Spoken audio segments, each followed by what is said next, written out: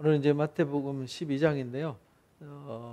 11장에서는 세례 요한 얘기 가지고 얘기를 했었잖아요. 세례 요한 얘기와 하나님의 말씀을 깨닫지 못하는 감동이 없는 세대들.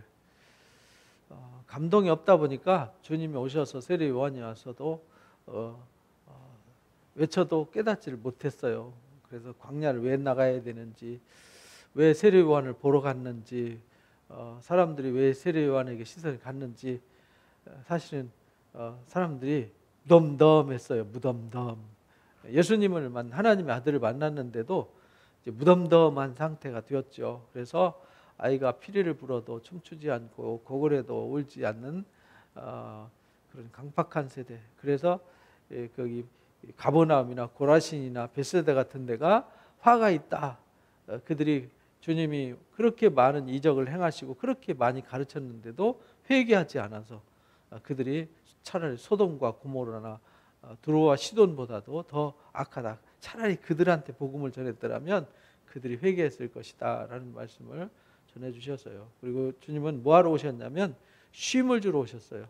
수고하고 무거운 짐진 자들아 다 쉬러 와라.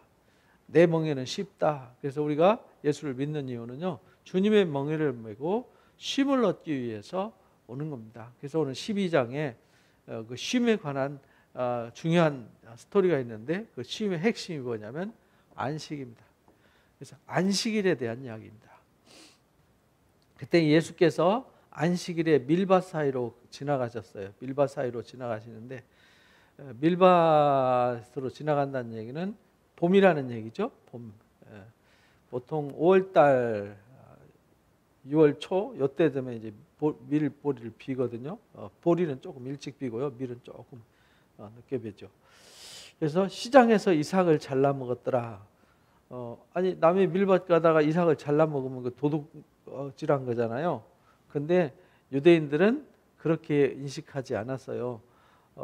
유대인들은 사고방식이 우리하고 달라요.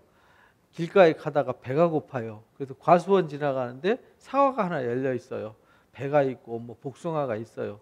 배가 고파서 지나가다 한 개, 두 개 따먹는 거는 그거는 죄가 아니에요. 근데 따서 주머니에 넣어 갖고 가면 이게 죄가 되는 거예요. 밀 이삭도 잘라서 먹는 거는 죄가 아니에요.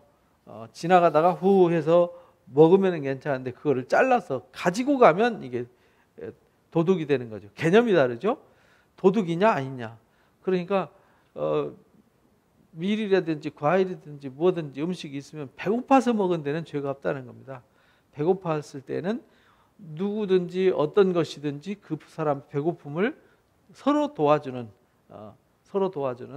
이것이 하나님의 은혜고 사랑이다라는 걸 가르쳐 주셔서요. 그런데 문제는 언제 이걸 먹었냐면 안식일에 먹었어요. 근데 안식일에 밥 먹잖아요. 안식일에 밥 먹는 거는 안식을 범하는 게 아니에요. 뭘 안식을 범했다 그랬냐면 밀을 따가지고 손으로 이렇게 비볐잖아요. 비벼서 후 해가지고 알갱이만 먹었어요. 그러니까 이게 비볐어요. 이게 뭔가 하면 추수, 쉽게 말하면 탈곡을 한 거죠. 탈곡을 하고 방아를 찐 거죠. 방아를 찧어서 일을 했다. 그래서 잘라 먹으니 바리새인들이 예수께 말하되 당신들의 제자들이 안식일에 하지 못할 일을 하나이다. 예수께서 이르시되, 그러니까 예수님이 그러니까 안식일에 할 일이 아닌데 지금 그런 일을 하고 있다라고 이제 책 잡으니까 예수님이 하시는 답변을 이제 우리가 잘 기억을 해야 돼요. 예수께서 다윗이 자기와 함께한 자들이 시장할 때에 한 일을 잊지 못했느냐. 다윗이 사울 왕을 피해 가지고 도망가잖아요. 병기 잡은 자들과 소년들과 함께 가는데 너무 배가 고파 가지고 이제 실로 성막에 가서 이제 먹을 것을 요구해요. 그랬더니 안식일에 나온 떡. 안식일에는 제사장들이 안식일에 새 떡을 넣고 헌 떡을 물려서 나와요. 그러면은 제사장들은 안식일에 성전에 들어간 떡은 먹는 게 아니에요. 새 떡을 넣고 헌 떡이 나온 그 떡은 제사장들이 먹거든요.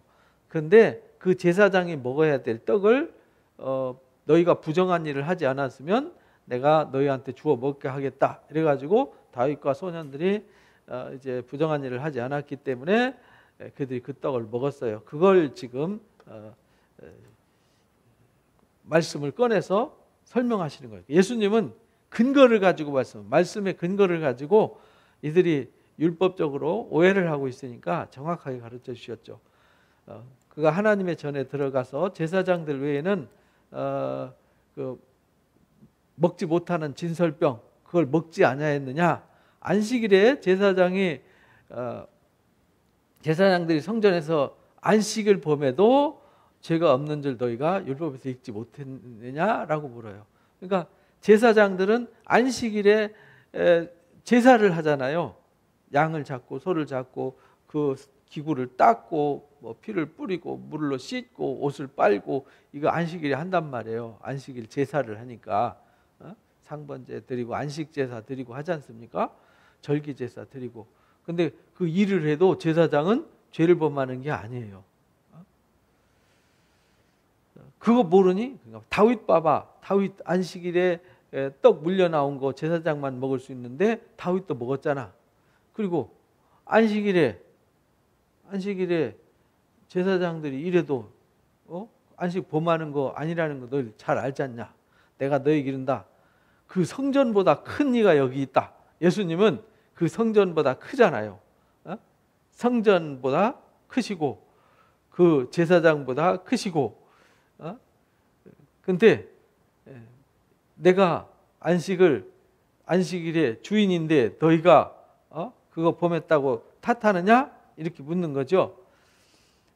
하나님의 마음은 호세아서 6장 6절 말씀을 들어서 하나님은 원하는 게 제사가 아니야. 근데 사실은 제사하라고 그랬잖아요. 제사하라고 그랬는데 하나님 원하는 건 제사가 아니야. 그렇게 말씀하시는 이유는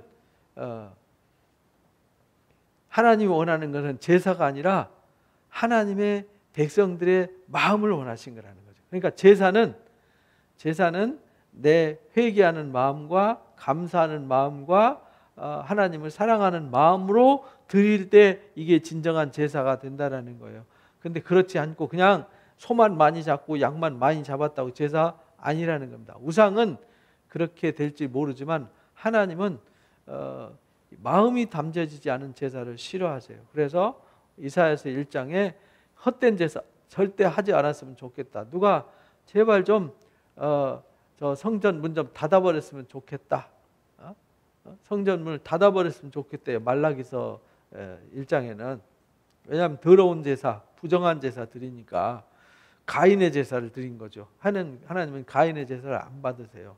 그래서 나는 자비를 원하고 제사를 원치 않는다. 자비, 하나님 정말 하나님을 사랑하고 정말 하나님 앞에 회개하는 마음으로 겸손한 마음으로 와서 예배하는 것을 원하시는 거지. 제사 하나님을 와서 야, 왜 소 귀한 거 안 잡았어? 이렇게 말하지 말라는 거예요. 이사야 시편 50편에 보면 나오잖아요. 야, 내가 소고기 먹고 싶어서 너희한테 소고기 갖고 오라고 그러냐? 이 너희들이 잡아서 드리는 이 짐승 외에 이 자연 만물 속에 있는 모든 동물들, 모든 짐승들 다 내 것이고 내가 지은 거 모르니? 하나님의 수많은 짐승 다 하나님 거잖아요. 만물 다 하나님 거잖아요. 하나님이 그 양고기, 소고기 원하시는 게 아니다라고 이제 가르쳐 주셨어요. 여기서도 이 호세아서를 말씀을 들어서 가르쳐 주셨죠. 그 뜻을 알았더라면 무지한 자를 정죄하지 않았을 거다. 그러니까 배고픈 사람이 안식일에 밥을 먹은 것이 뭐가 문제냐 이 말이죠. 이게 비빈 게 무슨 방아냐. 일하지 말라 그러지. 일한다는 것은 가서 노동을 해서 안식해서 하나님 앞에 예배하고 하나님 주신 은혜를 입고 회복하고 치유하는 그 안식 외에 내 목적을 위해서 내가 돈을 벌고 하나님 외에 다른 목적을 가지고 노동을 하지 말라는 뜻이지, 마음을 세상에 빼앗기고 엉뚱한 데다가 목적을 두지 말라는 뜻으로 안식을 범하지 말라 그랬지. 요거 했다고 이게 안식을 범한 거냐? 스위치 하나 껐다고 안식을 범한 거냐? 아주 이게 장로들의 유전이라 그러죠. 장로들의 유전으로 이스라엘 백성들, 당신의 사랑하는 자녀들이 천국 문에 들어가지도 못하게 하고 자기도 못 들어가면서 들어가고자 하는 자까지 가로막았다. 이제 23장에서 이제 그렇게 책망했거든요. 그 얘기예요. 인자는 안식일의 주인이다. 안식일의 주인이니까 주인은 마음대로 할 수 있잖아요. 그걸 알지 못하느냐라고 이제 야단을 쳐요. 그런데 이 사람들은 예수님이 안식일의 주인인지 성전보다 크다는 말이 무슨 말인지 이해를 못하는 거죠. 나중에 이제 예수님 부활하시고 승천하신 후에 그때 성령 받고 나서 이런 말씀이었구나 깨달은 거지. 그 당시에는 예수님 지금 무슨 소리 하는 거야? 이런 얘기죠. 그러면서 인자는 이렇게 말해요. 인자. 예수님이 스스로를 인자라고 이렇게 말한 이유는요. 예수님이 이 땅에 육신을 입고 오셔서 사람의 아들로 일하셨잖아요. 하나님의 아들이면서 사람의 아들로 일했어요. 그래서 하나님이시지만 육체를 입고 오신 하나님의 아들을 스스로 인자라고 낮춰서 설명을 했어요. 인자라는 사람의 아들이라는 뜻이잖아요. 그러나 예수님이 다시 오실 때는 사람의 아들로 오시는 게 아니잖아요. 하나님의 아들로 오시는 것이지. 그래서 이 땅에 있는 동안에는 하나님의 아들이지만 사람의 아들로도 사셨어요. 그래서 인자는 이렇게 말한 거예요. 이 땅에 있는 육체를 입고 오신 목적을 위해서 인자가 되신 거죠. 낮아지신 거죠. 거기에서 떠나 그들이 회당에 들어갔어요. 회당에 들어가가지고 이제 안식일이니까 회당에서 이제 예배하잖아요. 그때 한쪽에 손 마른 사람이 있었어요. 손 마랐단 말에 이렇게 손이 굳어 있는 사람이 있죠. 예수께 고발하려고 사람들이 예수님을 이제 어떻게 고발해가지고 함정에 빠뜨리려고 안식일에 병 고치는 게 옳습니까? 옳지 않습니까? 라고 물어요. 예수께서 이르시되 너희 중에 어떤 사람이 양 한 마리가 있어서 안식일에 구덩이에 빠졌으면 끌어내야 돼 말아야 돼. 예수님은 뭔 일이 있으면은 그들에게 말싸움에 끌려가서 말에 휘말리지 않으셨어요. 우리도요 대화를 할 때 뭐 이단이라든지 이상한 사람들 와서 말싸움할 때 그 말에 휘말려 들어가면 안 돼요. 질문하면 질문에 답하지 마시고 거꾸로 질문을 하셔야 돼요. 이게 질문이 주도권을 갖는 거거든요. 그래서 이들이 주도권을 가지고 안식일에 병 고치는 게 옳습니까? 틀립니까? 하고 예수님이 yes, no 나오기를 쳐다보고 있잖아요. 요한복음에도 간음하다 현장에 잡힌 여인을 향해서 이걸 돌로 쳐 죽여야 됩니까? 용서해야 됩니까? 이렇게 yes, 양단 이렇게 하면 무자비하다, 이렇게 하면은 율법을 범했다 해서 함정에 빠뜨리려고 했는데 주님은 이것도 아닌 하나님의 말씀을 하신 거죠. 여기서도 똑같아요. 양 한 마리 안식일에 구덩이에 빠지면은 건져야 돼 말아야 되라고 거꾸로 질문을 한 거예요. 사람이 양보다 얼마나 귀하냐. 그러므로 안식일에 선을 행하는 것이 옳으니라. 거꾸로 질문을 했어요. 질문을 해서 그래? 내가 대답할게. 너희들 안식일에 양 구덩이에 빠지면 건져내야 돼 말아야 돼. 근데 율법에 구덩이에 빠지면은 건져내라고 가르쳐 주셨단 말이죠. 출애굽기하고 신명기에. 그러니까 야 양은 건지라고 그랬잖아. 그럼 사람은 구덩이에 빠지면 건져야 돼 말아야 돼.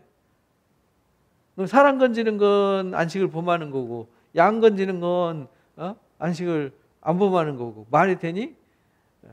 양보다 사람이 더 귀한 거야. 주님이 안식일을 준 목적을 잘 알아야지 이런 말이에요. 이에 그 사람에게 이르되 손을 내밀라 해가지고 그 사람 손이 깨끗해졌어요. 치유가 된 거죠. 그때부터 바리새인들이 어떻게 하면 예수님을 죽일까를 연구해요. 아니 그걸 보면은 그렇구나. 안식일은 이런 날이구나. 안식일에 그래 양도 살리는데 병든 사람을 고치는 건 당연한 거지. 그래 역시 우리 저 선생님은 다르구나. 이렇게 말해야 되는데요. 그게 아니라 막 예수님의 질문과 말에 자기들이 망신당했다고 생각해가지고요. 어떻게 하면 예수님을 죽일까를 마음으로 품는 악한 마음을 품고 있었다 이 말입니다. 그러니까 우리도 어떤 일을 할 때 내 마음에 분노를 품고 시기심을 품고 원망하는 마음이 생기면요, 그게 성령이 하시는 일이 아니에요. 교회 안에서든 가정에서든 여러분들이 누가 나한테 막 쏴붙여가지고 내가 막 속이 막 뒤집어져가지고 내 입에서 육두문자 나오고 같이 머리끄댕이 잡고 이렇게 하면요, 이미 짐승한테 물린 거예요. 우는 사자같이 삼킬자를 찾는 이 사탄의 사자한테 확 물린 거라고요. 그렇게 되면 안 된다는 거예요. 예수님처럼 질문하시고 깨닫게 해야 되는 거죠. 그러면서 자기를 나타내지 말라 경고하셨어요. 그러면서 일이 많은 사람들이 부정하게 보고 이해를 못하는 상황 속에서 주님은 당연히 옳은 일을 하셨어요. 의로운 일을 하신 거죠. 그런데 그 일이 18절부터 이건 이사야 42장 1절부터 4절까지의 말씀을 이루려 하십니다. 무슨 말씀이냐? 보라 나의 택한 종 내가 마음에 기뻐하는 바 내가 사랑하는 자로다. 내가 내 영을 그에게 줄 텐데 그가 심판을 이방에게 알게 할 거다. 그는 다투지도 않는다. 심판을 이방에게 알게 하는데 예수님이 오셔서 하신 일을 통해서 오름과 구름이 드러났잖아요. 빛과 어둠이 드러났어요. 그래서 오름은 이제 치유와 회복과 영광으로 나타나고 구름은 저주와 심판으로 나타나게 되는 것이죠. 그래서 이 심판을 알게 하리라. 그는 다투지도 않고 들리지도 않고 아무도 그 길에서 소리를 듣지 못하리라. 그러니까 예수님은 사람들처럼 언성을 높이면서 내가 오라 네가 오라 아니야 하면서 막 토론해가지고 그래 네가 만나 내가 만나 토론해보자. 뭐 신천지가 툭 하면 토론하자 해가지고 토론하는 자리에 조건 걸고 안 나오고 이러잖아요. 하나님의 역사는 토론으로 되는 역사가 아니에요. 토론에서 한 번도 복음이 전해진 적이 없어요. 사도 바울이 사도행전 17장에 보면 아테네에 가가지고 복음을 전하는데 그들의 철학적 사고를 가지고 그들이 섬기는 신들을 보면서 그들이 쓴 시를 가지고 그들의 이게 복음을 전했지만 그들이 믿지 않았어요. 그러니까 이 복음이라는 건요, 지식이나 토론으로 어떤 논리적 이성으로 이해해서 믿을 수 있는 것은 아니라는 것입니다. 왜? 복음 자체가 논리적이지 않아요. 복음 자체가 이성적으로 소화가 되지 않아요. 어떻게 사람이 하나님의 아들이 되어서 이 땅에 올 수 있습니까? 어떻게 성령으로 잉태될 수 있습니까? 어떻게 죽은 사람이 살아날 수 있습니까? 어떻게 살아난 사람이 하늘로 이끌려 올라갑니까? 그건 말이 안 되는 거죠. 그러니까 아예 애초부터 이 복음은요, 논리적으로 이성적으로 사람들이 받아들일 만한 것이 아니에요. 그런데 그분은 그렇게 혈기를 부리지 않는 분이에요. 사람들 속에서 아귀다툼하는 그런 분이 아니라고요. 그러면서 자기 옳음을 증명하려고 자기를 내세우고 이런 거 안 한다는 겁니다. 상한 갈 때도 꺾지 않고요, 꺼져가는 심지도 끄지 않는 긍휼과 사랑이 많아요. 자기를 드러내지 않아요. 그래서 하나님 기뻐하는 하나님의 종은 하나님이 이 땅에 보내는 인자는 상한 갈대를 꺾지 않아요. 꺼져가는 등불도 끄지 않는 사랑과 긍휼과 인자. 그래서 호세아서 6장 말씀, 하나님은 제사를 원치 않고 사랑을 원하신다라는 것을 가르쳐 주신 거죠. 또한 이방인이 그 이름을 바라리라 함을 이루려고 예수님이 안식일에 그 병자를 고치신 거다. 그러니까 예수님이 무슨 일을 할 때는 반드시 선지자들이 예언한 근거를 가지고 이걸 이룬 거다. 그래서 예수님이 오셔서 한 모든 일들은 다 하나님의 뜻을 이루는 과정이었다. 오늘 이제 성막 이야기 올려드렸는데요. 성막도 성막 그 자체의 역할과 기능이 곧 예수님이 하는 역할과 기능이란 말이에요. 죄인이 와서 죽고 씻음 받아서 하나님 성소에 들어가서 하나님의 떡을 먹고 하나님의 진리의 빛 가운데 인도받아서 그리스도의 이름으로 하나님 앞에 나아가게 하는 것, 이게 거룩해지는 거죠. 하나님 앞에 나오면 하나님께로 이렇게 과정을 지나가면 거룩해지는 거예요. 과정을 지나가는데 안 거룩해진다, 그거 이상한 거죠. 그렇잖아요. 방앗간에 쌀이 들어가서 이 벼가 들어가면 쌀로 나와야지. 벼가 들어가는데 쭉쟁이가 나올 수 있나요? 벼가 들어갔는데 벼가 그대로 나오면요, 그거 기계가 고장난 거죠. 그래서 예수님은 오신 목적, 또 성막의 역할, 또 우리 예배의 역할, 교회의 역할, 이건요 다 우리가 과정을 통해서 거룩해지고 온전해지고 새롭게 되고 이렇게 되는 것이죠. 그때 귀신 들려 눈 먼 사람들, 말 못하는 귀신 들려 눈 멀고 말 못하는 사람을 데리고 왔는데요, 예수님이 그 사람을 고쳐주셔서 말도 하고 보기도 합니다. 무리가 다 놀래가지고 야, 이건 다윗의 자손 아니냐, 이 말은 메시아 아니냐 이 말이에요. 바리새인들은 듣고 이르되, 바리새인들은 어떻게 하면 죽일까 하고 꽁 하고 있잖아요. 꽁. 그래서 이게요,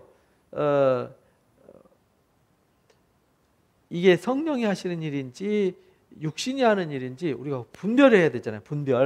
분별하는 법은 꽁 하면 거기에는 성령이 없어요. 막 서로 변론하고 다퉈요. 거기는 성령이 없어요. 그러니까 막 내가 변론하고 다투고 싸워서 이겨야 된다. 요즘 뭐 페이스북이든 뭐 광화문 사건 뭐 등등 해가지고 기독교에 대해서 옳다 그러다 맞다 틀리다 이거 싸우잖아요. 그 어리석은 일입니다. 그거 하나님의 역사는 그렇게 토론해가지고 막 서로 다투갖고 된 역사가 없어요. 구약 성경의 선지자들이 한 것은 그들이 말씀으로 살지 않는 언약 백성들이잖아요. 언약 백성들을 향해서, 지도자들을 향해서 그들이 하지 않은 역할을 모세오경의 성경을 근거로 들어서 하나님 말씀을 선포한 선지자들의 역할이지, 오늘날은요 각자 계시록 22장에 보면 의로운 사람들은 의롭고 거룩한 사람은 거룩하고 더럽고 부정한 사람은 더럽고 부정하도록 내부 들어와 그랬잖아요. 그러니까 우리가 가서 멱살 잡고 흔들어서 될 일은 아니다. 그러니까 바리새인들은 벌써 꽁 해가지고요, 귀신의 왕 바알세불을 힘입어서 귀신 쫓아낸다고 예수님을 귀신으로 몰아세웠어요. 귀신은 손 마른 자를 펴게 하지 못해요. 눈 먼 사람, 귀가 막혀서 듣지 못하는 사람 고치지 못합니다. 근데 뻔히 보고도 그것이 메시아의 표적이라는 것 알면서도 그들은 믿지 않았어요. 예수께서 그들의 생각을 다 아세요. 이렇게 보면 알잖아요. 혈기 부리면은 우리도 알잖아요. 저 사람 속이 뒤틀렸군. 지금 속이 지금 옹졸하니 꽁해졌군. 저기에 주님이 들어가고 성령이 들어간 게 아니라 육신의 생각, 죄가 들어갔군, 사탄이가 들어갔군. 금방 우리도 분별할 수 있잖아요. 이러실 때 스스로 분쟁하는 나라마다 황폐해진다. 스스로 분쟁하는 동네가 집마다 동네마다 서지 못하는. 아니 같은 집안끼리 같은 사람들끼리 서로 싸워갖고 그 집에 화목할 수 있겠니? 이 말이에요. 만일 사탄이 사탄을 내쫓으면은 그 말이 되냐? 이 말이죠. 내가 바알세불을 힘으로 귀신을 쫓아낸다면 너희 아들들은 그럼 누구를 힘입어 쫓아내냐? 이 말이에요. 너희 아들들은 귀신을 누가 쫓아내냐? 이 말이에요. 그러므로 그들이 너희의 재판관이 될 거다 이렇게 말해요. 그러니까 그러나 내가 하나님의 성령을 힘입어 귀신을 쫓아내는 것이면 하나님의 나라가 이미 너에게 임했느니라. 그러니까 예수님이 성령을 힘입어서 한 것이면, 그래서 우리가요 성령의 음성을 듣고 말씀을 듣고 우리 안에 깨달음을 얻으면 이미 하나님 나라가 임하는 거고요. 말씀 들었는데 열받고 짜증나고 그러잖아요. 그래서 불신자들은 우리가 말씀 전하고 나누는 것을 개독들 이상한 소리 한다고 막 하면서 댓글 달고 막 욕하잖아요.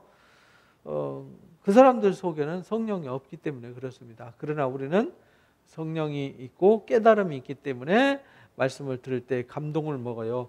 감동이 우리 가운데 있죠. 그때 하나님의 나라가 우리한테 임하는 거다.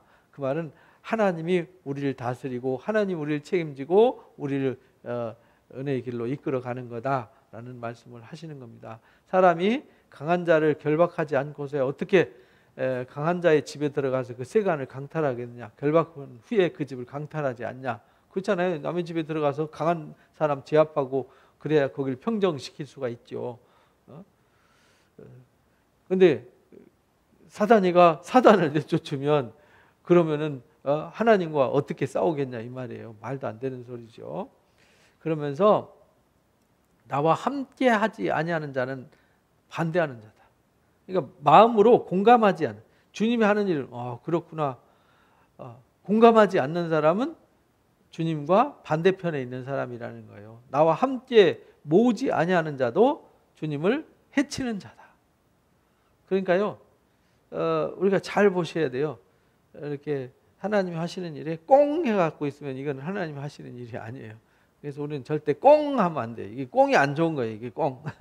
이 꽁은요, 사탄이가 만든 꽁이에요. 우리가 마음이 좁아진 건요, 우리 마음에 그 고린도 후서에 나오죠. 우리 안에 믿지 아니하는 이 악한 영들, 그것이 우리 눈을 가려서 그래요. 혼미한 영들이 우리 눈을 가려서 보지 못하게 하고 우리 마음이 꽁하게 한다. 이거 이제 잊지 말아야 돼요. 그래서 우리는 항상 주님과 마음으로 공감하고 함께하는 사람이 되어야 한다. 그러므로 내가 너희한테 이른다.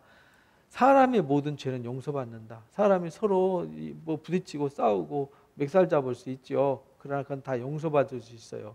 그러나 성령을 모독한 자들은 절대 사하심이 없다. 말로 인자, 예수님을 거역하고 하는 사람은 사함을 받을 수 있지만 누구든지 말로 성령을 거역하면 이 세상과 오는 세상에도 사함이 없다. 그러니까 용서받는 죄가 있고 용서 못 받는 죄가 있어요. 그래서 히브리서 6장과 10장에 내세의 능력과 선한 말씀과 은혜를 맛보고요, 타락한 자는 다시 돌아와서 회개할 수 없어요. 왜? 주님의 십자가를 발로 밟아버렸기 때문에 그 사람은 다시 십자가로 구속받을 수 있는 기회가 영원히 박탈된 거죠. 왜? 회개하고 옛사람이 죽고 다시 태어나는 일은, 거듭나는 일은 평생에 딱 한 번이거든요. 구속은 딱 한 번입니다. 구속에 받았는데 다시 타락하면은 돌아올 수 없어요. 왜? 그렇게 하려면 주님이 다시 오셔서 십자가 또 지셔야 돼요. 안 된다라고 히브리서 6장과 10장에 그래서 그 부분을 강조를 한 겁니다.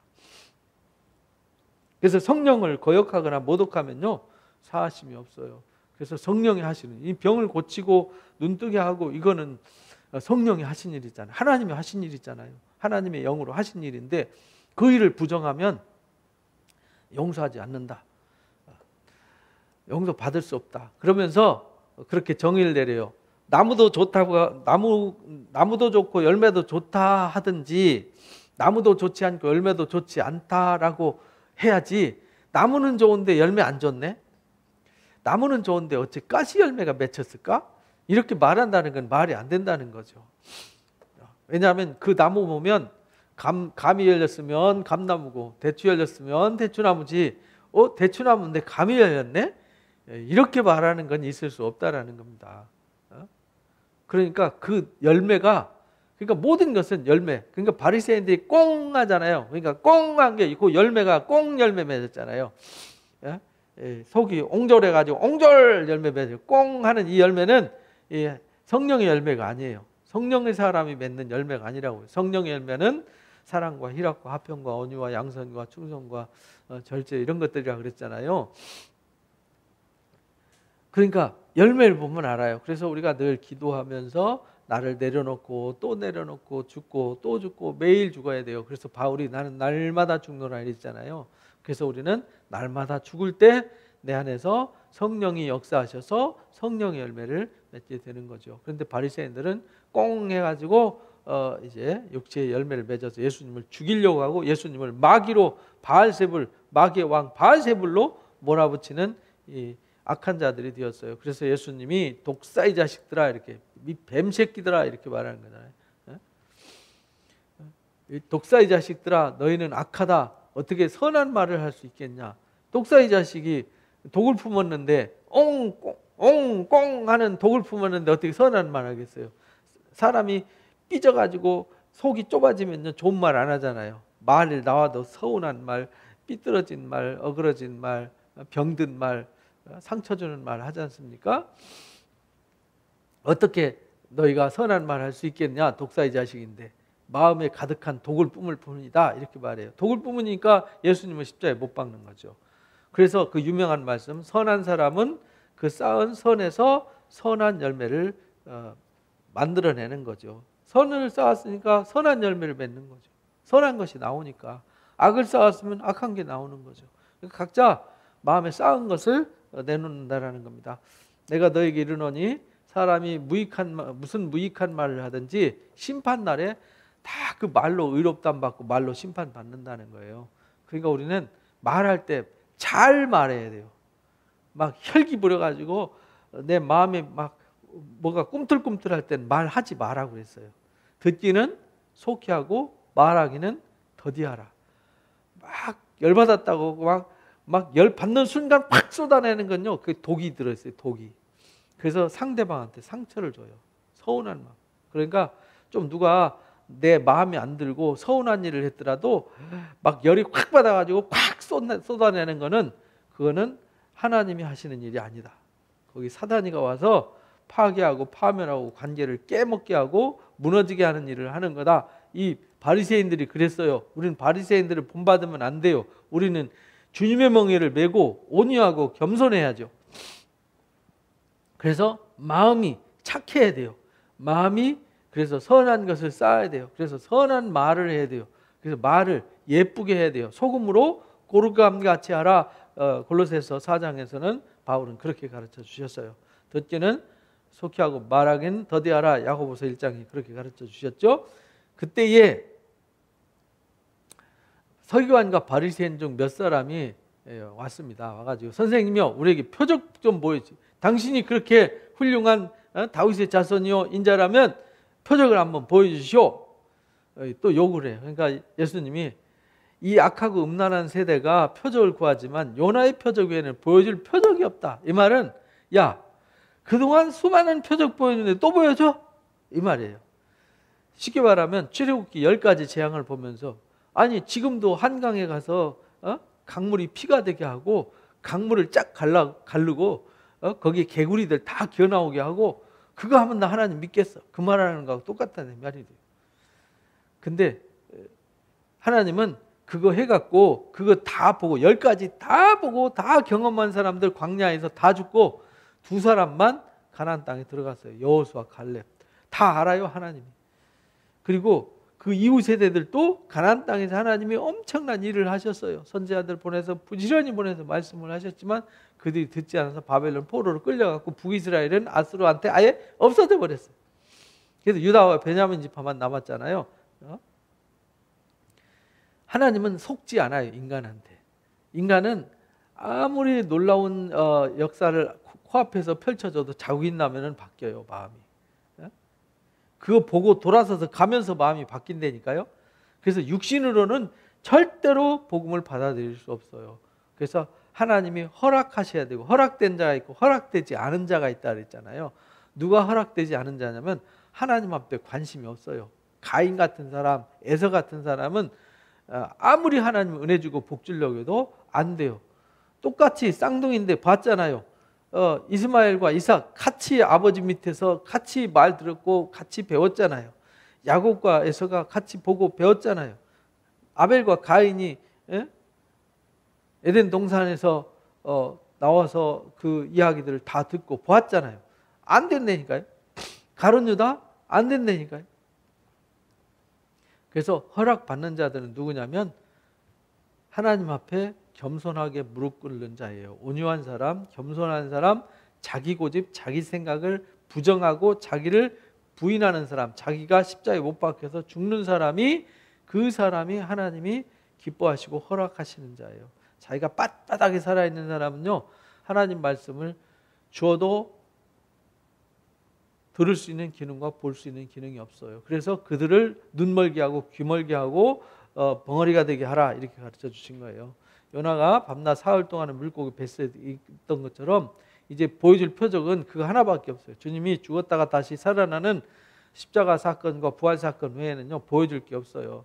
심판 때에 니느웨 사람들이 일어나가지고 이세세 사람들을 정죄할 거래요. 11장에서 소돔과 고모라보다 더하다고 그랬고 두로와 시돈보다 더하다 그랬는데, 여기도 니느웨 사람들이 요나가 가서 복음을 전했을 때 짐승까지 온 나라와 왕까지 다 금식하면서 회개했잖아요. 근데 그들은 회개했는데요. 이 세대들은 주님이 와서 온갖 표적과 능력을 다 보여줬는데도 안 믿잖아요. 요나가 가서 이 성을 하나님이 심판할 거다 한마디만 했는데 회개했는데요. 이들은 주님이 그렇게 많은 시간 가르쳐주고 능력을 보여줬는데도 믿지 않았어요. 그래서 니네 성 사람들이 너를 정죄할 거다. 이는 그들이 요나의 전도를 듣고 회개했지만 요나보다 더 큰 이가 여기 있는데 너희 회개하지 않았다. 우리는 더 많은 증거를 가지고 있죠. 이때보다 2000년이라는 더 많은 증거를 가지고 있어요. 그런데 지금 믿지 않는다는 건요, 더 불행한 거죠. 심판 때에 남방 여왕이 일어나가지고 이 세대를 정죄한대요. 왜냐하면 솔로몬한테 지혜를 받으려고 아프리카 남쪽에서요, 이 예루살렘까지 은금 보따리 싸들고 지혜를 배우러 왔잖아요. 그러면서 마지막에 이들 상태, 꽁한 사람들의 상태를 말해요. 하나님을 믿는다 하고 하나님 앞에 거룩함을 추구한다는 이들이 하나님의 거룩함이라 그러면은 듣는 귀가 있고 분별하는 눈이 있어야 되잖아요. 이게 하나님이 하신 일인가, 이거 마귀가 하는 일인가 분별할 수 있어야 되는데 분별하지 못하는 사람들을 향해서 예수님이 이렇게 비유를 가르쳐 주셨어요. 43절에 더러운 귀신이 사람한테 나갔어요. 그래서 물 없는 곳으로 다니며 이 당시에 이제 귀신은 물을 무서워하고 싫어하는 존재가 귀신으로 그 당시에는 그렇게 이해를 했어요. 그래서 돼지떼가 그래서 물로 몰살하게 된 거죠. 쉬기를 구하되 쉴 곳을 못 얻고 아이고 집 나오니 고생이다 이래가지고 귀신도 살던 집이 그리웠나 봐요. 집 나오니 고생이네 하고 나왔던 집으로 돌아가 보니까 깨끗이 청소됐잖아요. 쥐가 다 똥 싸놓고 오물 묻혀놔놓고 엉망진창으로 해놓고 나왔는데 갔다 와보니까 깨끗하게 청소되었어요. 왜냐하면 하나님 믿고 그리스도를 영접한 사람들은 깨끗하게 성결하게 씻어주잖아요. 새 옷 입고 더러운 거 다 씻어서 새 옷 입혀주고 새 그릇으로 해놨더니 딱 보니까 청소돼 있고 빈집이잖아요. 빈집 깨끗하게 씻어줬는데 그 속에 하나님이 없더라 이 말이에요. 하나님이 주인이 없어요. 그 주인이 없으니까 이제 가서 이 집이 깨끗하게 청소돼 있고 너무 좋더라 하고 자기만 들어가는 게 아니라 악한 귀신 7을 더 데리고 들어와. 7이라는 말은 엄청나게 많은 귀신들을 데리고 온다 이 말이에요. 귀신 떼를 7이라는 완전한 숫자를 말하는 거잖아요. 그래서 7 하나 둘 셋 넷 다섯 여섯 7이 아니라 그냥 어마어마한 귀신 떼를 들고 들어간다는 거예요. 그래서 그 사람이 나중 형편이 이전보다 더 악해진다. 그래서 바리새인들이 처음에 하나님 믿을 때보다 더 악해진다. 그래서 예수님 십자가에 못 박은 거죠. 오늘날도 똑같아요. 예수 믿다가 이 타락한 사람들이 더 기독교를 박해하고 더 기독교를 헐뜯어요. 여러분들 주변에 보면 알잖아요. 그래서 이 악한 세대가 그럴 거다. 이렇게 이 당시 바리새인들이 예수님을 죽이려고만 했지 안식일에 대해서 이 안식일 쉼을 주려고 그런 거잖아요. 안식일. 쉼을 줘. 안식일은요 쉬는 날이에요. 일하는 날이 아니라니까요. 그러니까 교회가 일을 너무 많이 해요. 주일날. 주일은요 안식을 해야 돼요. 안식. 너무 막 지치면 안 돼요. 이 가족과 함께 원래 이게요 안식일은 가족과 함께 안식하는 날이에요. 가족과 함께. 근데 요즘 산업사회가 이제 교회로 사람들이 몰려들면서 사람들 다 쪼개놔 버렸어요. 그래서 아들 따로, 딸 따로, 엄마 따로, 아빠 따로 다 쪼개놨어요. 예배할 때도 남자 따로, 여자 따로, 아들 따로, 엄마 따로, 아기 따로 다 따로따로 예배하잖아요. 이게 아니에요. 가족은 함께 하게 돼 있는 거예요. 그래서 지금 코로나를 통해서 다시 가정으로 돌려보내신 거예요. 하나님이. 그래서 가족의 하나님이세요. 가족의 하나님. 그래서 가족 안식처가 어디냐면요. 이 가정이란 말이에요. 교회는요. 가족들이 모여서 예배하는 공동체가 교회지 이건 예배당이잖아요. 예배당과 교회는 달라요. 교회는 예배당이 아니에요. 이건 아니라고요. 교회는 부르심 받은 성도 이게 이제 교회란 말이에요. 가정이 성도와 교회 가족이 교회예요. 예배당은 이들이 와서 예배하는 장소입니다. 그러니까 장소가 중요해요. 그러니까 예수님이 그랬잖아요. 장소가 중요해요. 사람이 중요해요. 장소가 더 중요하잖아요. 안식일이 중요해요. 사람이 중요해요. 안식일을 위해서 사람이 있어요. 사람을 위해서 안식일이 있어요.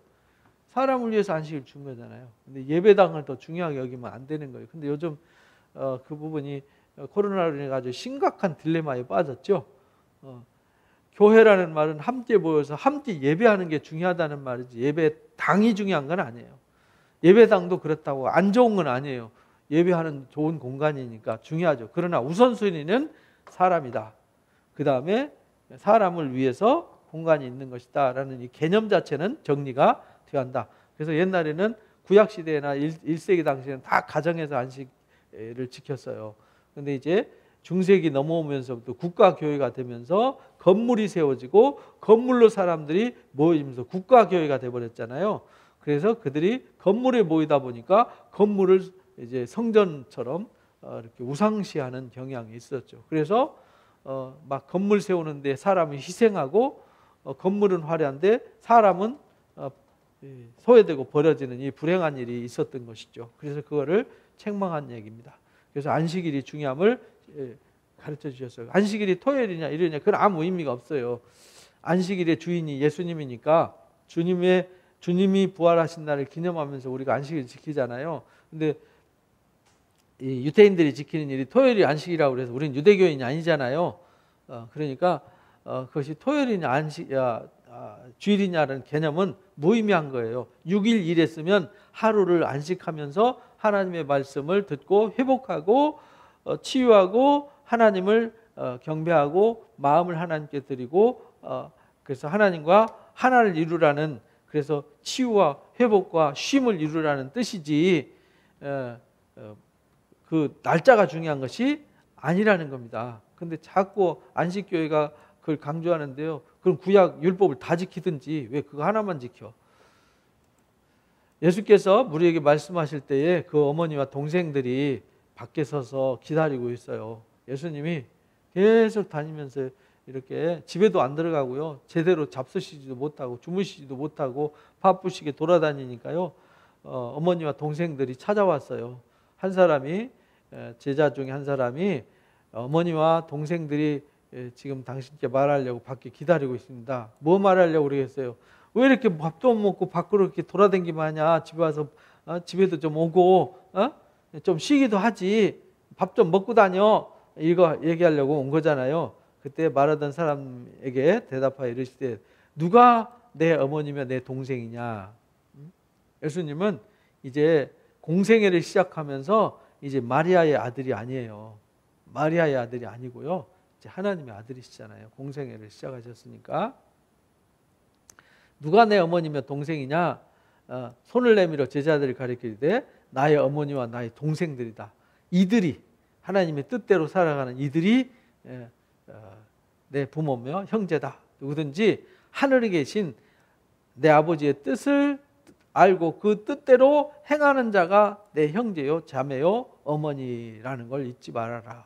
아직 부모 형제님들이 걱정해가지고 아들 걱정해가지고 찾아왔는데 그 아들 걱정이 중요한 게 아니라는 거죠. 그런데 그거를 오늘 우리한테까지 똑같이 적용해가지고 이제 누가 내 부모며 형제냐 이래가지고 가족들을 무시하는 것으로 치부하는 말씀으로 쓰시면은 안 됩니다. 이거는 예수님은 하나님의 아들이셨기 때문에 그렇게 하신 거고요. 그래서 우리도 같은 말씀이지만 뉘앙스가 다른 거죠. 우리도 그리스도 안에서 이 주 안의 형제들이 진짜 참 형제요 부모죠. 왜? 영원토록 주님과 함께 할 거니까. 그러나 믿지 않는 사람들은 잠깐 있다가 다 헤어지는 거잖아요. 100년 이내에 다 헤어지잖아요. 100년 동안 함께 사는 사람도 거의 없어요. 근데 우리는 영원히 주님과 함께 사는 거니까 하나님의 아들, 딸들이잖아요. 다. 그러니까 다 같은 형제, 자매. 그래서 우리가 성도들을 형제님, 자매님 이렇게 부르는 것은 우리가 같은 한 아버지 밑에 한 자녀라는 것을 서로 인정하기 위해서 그렇게 말하는 거지 다른 뜻이 아닙니다. 그래서 이거를 막 안 믿는 가족들은 악마야 이래가지고 무시하라고 하신 말씀은 아니에요. 예수님이 본질을 말씀하신 거예요. 본질. 본질을 말씀하신 거니까 이거를 엉뚱한 데 활용해서 가정을 깨고 막 문제 만드는 데 쓰시면 안 됩니다. 그래서 중요한 것은 하나님 앞에서. 그래서 우리가 12장의 키워드는 뭐냐면 안식일이에요. 우리를 위해서 안식일을 주셨어요. 그럼 우리가 안식일의 주인이 돼야죠. 안식일에 끌려가고 안식일의 노예가 되면 안 돼요. 율법의 노예가 되면 안 돼요. 우리는 안식일의 주인이 되어져서 안식해야죠.